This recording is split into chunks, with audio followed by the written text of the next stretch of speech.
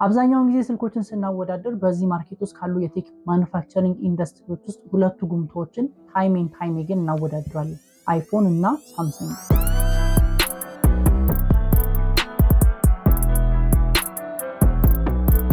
ስለዚህ እኔም በዚህ ቪዲዮ የሁለቱ ካምፓኒዎች ሌተስት ስልኮች የሆኑትን አይፎን 16 ፕሮ ማክስ እና ጋላክሲ S24 አልትራን ሪቪው አደርግላችኋለሁ። ኦፍ ኮርስ ሳምሰንግ አዲሱን S25 አልትራን በቅርቡ ላውንች አድርጓል። ስለዚህ እሱን በሌላ ቪዲዮ ሪቪው የማደርግላችሁ ሲሆን በዚህኛው ግን 16 ፕሮ ማክሱን እና S24 አልትራውን እናያለን። ፊኒሽ ወይም ውጫዊ መልካቸውን ስናይ አይፎን በኦቨርኦል ዲዛይን እና ካሜራ አሬንጅመንት ከፕሪቪየስ ሞዴሉ አይፎን 15 ፕሮ ማክስ ጋር ሙሉ ለሙሉ ተመሳሳይ ነው። ጀርባው ሌተስት ጄኔሬሽን ሴራሚክ ሺልድ ፍሮንት ቴክስቸርድ ማት ግላስ የሚባል ሲሆን የተሰራው ከታይቴኒየም ነው። ግላስ ፍሬሙም ከታይቴኒየም የተሰራ ሲሆን ማት ፊኒሽ አለው። ሳምሰንጉን ስናይ በኦቨርኦል ዲዛይን እና ካሜራ አሬንጅመንት ከፕሪቪየስ ሞዴሉ S23 አልትራ ጋር ሙሉ ለሙሉ ተመሳሳይ ነው። ጀርባው ከኮርኒንግ ጎሪላ ግላስ ቪክተስ 2 የተሰራ ሲሆን ማት ፊኒሽ አለው። በተጨማሪ ፍሬሙ ታይቴኒየም ሲሆን ሻርፕ ኤጅ አለው። ከለር ኦፕሽን ስናይ አይፎን 16 ፕሮ ማክስ 4 ኦፕሽኖች ያሉት ሲሆን እነሱም ሌዘር ታይቴኒየም፣ ብላክ ታይቴኒየም፣ ዋይት ታይቴኒየም እና ናቹራል ታይቴኒየም ናቸው። ጋላክሲ S24 አልትራውን በተለያዩ የከለር አማራጮች እናገኛለን። ለምሳሌ ታይቴኒየም ግሬይ፣ ታይቴኒየም ብላክ፣ ታይቴኒየም ቫዮሌት፣ ታይቴኒየም የሎ ተጠቃሾቹ ናቸው። ፕሮቴክሽን ስናይ ሁለቱም ስልኮች የIP68 ደስት ኤንድ ዋተር ሰብመርዥን ፕሮቴክሽን ያላቸው ሲሆን እስከ 6 ሜትር ጥልቀት ባለው ውሃ ውስጥ ለ30 ደቂቃ መቆየት ይችላሉ። በተጨማሪ ከS24 አልትራ ጋር የምናገኘው S Pen ይሄ ፕሮቴክሽን አለ። ክብደታቸውን ስናይ አይፎን 227 ግራም የሚመዝን ሲሆን S24 አልትራው 232 ግራም ይመዝናል። ዲስፕሌያቸውን ስናይ አይፎን 16 ፕሮ ማክሱ 6.9 ኢንች LTPO OLED ዲስፕሌይ ያለው ሲሆን በሰርድ ጀነሬሽን ሴራሚክ ሺልድ ግላስ ፕሮቴክተር ነው። እንዲሁም 120 Hz ሪፍሬሽ ሬት ያለው ሲሆን 460 ppi ነው። በተጨማሪ HDR10 እና ዶልቢ ቪዥንን ሰፖርት የሚያደርግ ሲሆን ብራይትነሱ በማኑዋል ስላይደር እስከ 900 ኒት፣ በአውቶ ከሆነ ደግሞ እስከ 1800 ኒት ድረስ መሄድ ይችላል። ጋላክሲ S24 አልትራው 6.8 ኢንች ፍላት ዳይናሚክ LTPO AMOLED ዲስፕሌይ ያለው ሲሆን በአዲሱ ኮርኒንግ ጎሪላ ግላስ አርመር ፕሮቴክተር ነው። ይህም ስክሪኑ ስክራች ሬዚስታንት እንዲሆንና ከበፊት የጎሪላ ግላስ ቨርዥኖች በተሻለ መልኩ እስከ 75% ነጸብራቆችን እንዲቀንስ አስችሏል። በተጨማሪ 120 Hz ሪፍሬሽ ሬት በ505 ppi ያለው ሲሆን ፋድ HD HDR10 እና ዶልቢ ቪዥንን ሰፖርት ያደርጋል። እንግዲህ ሳምሰንግ ክሌም እንደሚያደርገው ከሆነ የስልኩ ብራይትነስ እስከ 2600 ኒት ድረስ መሄድ ይችላል። ፐርፎርማንሳቸውን ስናይ የአይፎን 16 ፕሮ ማክስ ስቶሬጅ በ3 ኦፕሽን ማለትም በ256 GB፣ 512 GB ወይም 1 ቴራባይት የምናገኘው ሲሆን በኤስዲ ካርድ ኤክስፓንደብል አይደለም። እንግዲህ ይህ ስልክ 8 GB ራም ያለው ሲሆን የአፕል ሌተስት ኤንድ ግሬተስት የሆነውን A18 ፕሮ ቺፕን ይጠቀማል። ጋላክሲ S24 አልትራውን ስናይ ልክ እንደ አይፎኑ በ256 GB፣ 512 GB እና 1 ቴራባይት ስቶሬጅ አማራጭ የምናገኘው ሲሆን ኳልከም ስናፕድራገን 8 Gen 3 ቺፕን ከ12 GB ራም ጋር ይዞ እናገኘዋለን። ሶፍትዌራቸውን ስናይ አይፎን 16 ፕሮ ማክስ የሚጠቀመው አዲሱን iOS 18ን ሲሆን የ5 ዓመት ሶፍትዌር ሰፖርትን ያገኛል።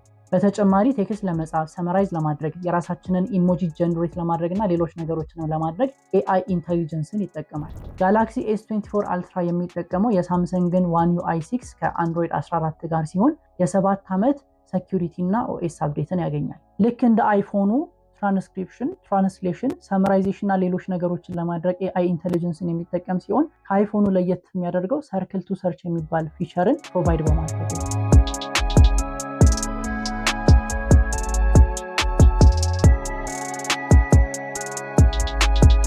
ካሜራቸውን ስናይ አይፎን 16 ፕሮ ማክስ የካሜራ ዲዛይኑ ከፕሪቪየስ ሞዴሉ ከአይፎን 15 ፕሮ ማክስ ጋር ተመሳሳይ ነው። ከጀርባ ስንጀምር 48 ሜጋፒክሰል ሜይን 5 ታይምስ ዙም ማድረግ የሚችል 12 ሜጋፒክሰል ቴሌፎቶ እንዲሁም 48 ሜጋፒክሰል አልትራ ዋይድ ፕላስ ላይዳር ስካነር አለው። የፊቱ ወይም ሰልፊው ደግሞ 12 ሜጋፒክሰል ኖርማል እና ዋይድ አንግል አለው። ይሄ ስልክ ከፕሪቪየስ የአይፎን ስልኮች ለየት የሚያደርገው የካሜራ ኮንትሮል ኪን ይዞ በመምጣቱ ነው። እንዴት ነው የሚሰራው ካልን በመጀመሪያ ይሄ የሃርድዌር ካሜራ ሸተር ኪ ሲሆን ልክ እንደ ሌሎች በተኖች ፈንክሽን ማድረግ ይችላል። ለምሳሌ ይህንን ኪ ፕሬስ ስናደርግ ቀጥታ ካሜራ መክፈት እንችላለን ማለት ነው። በተጨማሪ ላይት ፕረስ እና ስዋይፕን ሪኮግናይዝ ማድረግ ሲችል ደብል ላይት ፕረስ ስናደርግ ስክሪን ላይ የምናገኛቸው የካሜራ በተኖች ሃይድ የሆኑና በሸተር ኪው ብቻ መቆጣጠር የምንችለው ሜኑ ኦፕን ያደርጋል። ያን ሜኑ ደግሞ ስዋይፕ በማድረግ ናቪጌት ማድረግ እንችላለን ማለት ነው። በተኑን አንድ የስንጫን ፎቶ የሚያነሳ ሲሆን ተጭነን ከቆየን ደግሞ ቪዲዮ ሪከርድ ማድረግ ይጀምራል። በዚሁም ቪዲዮ ሪከርዲንግ ሴቲንጉን ካየን ሁሉም ካሜራዎች 4K መቅረጽ የሚችሉ ሲሆን ዶልቢ ቪዥንን ሰፖርት ያደርጋሉ። የጀርባ ካሜራ ቪዲዮ ኳሊቲ ስናይ በ4K ሞድ 24 25 30 60 100 ወይም ደግሞ 120 FPS መቅረጽ እንችላለን። በ1080 ከሆነ ደግሞ 25 30 60 ወይም 120 FPS መቅረጽ እንችላለን። በ720 ከሆነ በ30 FPS ብቻ መቅረጽ የምንችል ሲሆን ከላይ በጠቀስኩላችሁ በሁሉም ሞዶች ደግሞ ቪዲዮ ስታቢላይዜሽንን መጠቀም እንችላለን። የፊት ወይም ሰልፊ ካሜራ ቪዲዮ ኳሊቲ ስናይ በ4K ሞድ 24 25 30 ወይም 60 FPS መቅረጽ የምንችል ሲሆን በ1080 ከሆነ ደግሞ 25 30 ወይም 60 FPS መቅረጽ እንችላለን። ስለ አይፎኑ ይህን ያክል ካልን ወደ ጋላክሲ S24 አልትራው እንለፍ። ቅድም እንዳልኩት የካሜራ ዲዛይኑ ከፕሪቪየስ ሞዴሉ S23 አልትራ ጋር ተመሳሳይ ነው። ከጀርባ ስንጀምር 12 ሜጋፒክሰል አልትራ ዋይድ፣ 200 ሜጋፒክሰል ዋይድ ካሜራ፣ 5 ታይምስ ዙም ማድረግ የሚችል 50 ሜጋፒክሰል ቴሌፎቶ እና 3 ታይምስ ዙም ማድረግ የሚችል 10 ሜጋፒክሰል ቴሌፎቶ ካሜራዎች አሉ። የፊት ወይም ሰልፊ ካሜራው ባለ 12 ሜጋፒክሰል ከዋይድ አንግል ኦፕሽን ጋር ያለው ነው። ቪዲዮ ሪከርዲንግ ሴቲንጉን ስናይ በጀርባ ካሜራ በ8K ሞድ በ12 እና 30 FPS መቅረጽ እንችላለን። በ1080 ከሆነ ደግሞ በ30 60 120 ወይም 240 FPS መቅረጽ እንችላለን። በፊት ወይም ሰልፊ ካሜራ በ4K ሞድ 30 ወይም 60 FPS መቅረጽ የምንችል ሲሆን 1080 ከሆነ ደግሞ 30 FPS ብቻ መቅረጽ እንችላለን። በመጨረሻ ባትሪ ስፔካቸውን ካየን አይፎን 16 Pro Max 4685 ሚሊ አምፕ ሊቲየም አየን ባትሪ ያለው ሲሆን በፉል ቻርጅ ከ17 ሰዓት በላይ መቆየት ይችላል። እንዲሁም ማክሲመም 30 ዋት ቻርጂንግ ፓወር ያለው ሲሆን ፉል ቻርጅ ለመሆን ወደ 2 ሰዓት አካባቢ ይወስድበታል።